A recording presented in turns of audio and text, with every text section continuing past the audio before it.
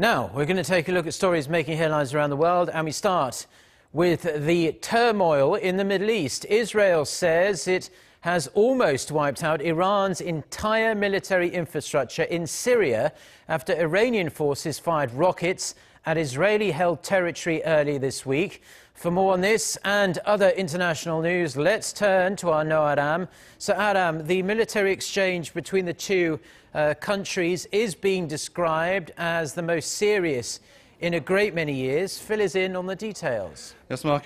Israel says Thursday's attack was its largest barrage in Syria since the start of the civil war there 7 years ago, and was also a clear warning to Iran. It came in response to Israeli claims that Iranian forces based in Syria fired some 20 rockets at Israeli military positions in the occupied Golan Heights overnight.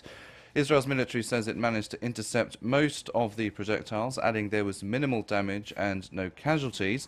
The extent of the damage inflicted by the Israeli airstrikes was not immediately clear, but Syria's military said 3 people had died. Israeli Prime Minister Benjamin Netanyahu said Iran had, quote, crossed a red line and that his country's action was appropriate. Iran's leaders have not yet issued an official response to the Israeli accusations or the military strikes, but if confirmed, it would be the first time Iranian forces have fired rockets directly at Israeli forces. Thursday's exchange was the most direct confrontation between the two adversaries ever, which is reported to have lasted for hours. There are also concerns the fighting could escalate further, with other players coming into the mix, such as Iran's Shiite allies in Iraq and the Shiite militant group Hezbollah in Lebanon. Israel, meanwhile, has the backing of the United States, which has called Iran's attack provocative.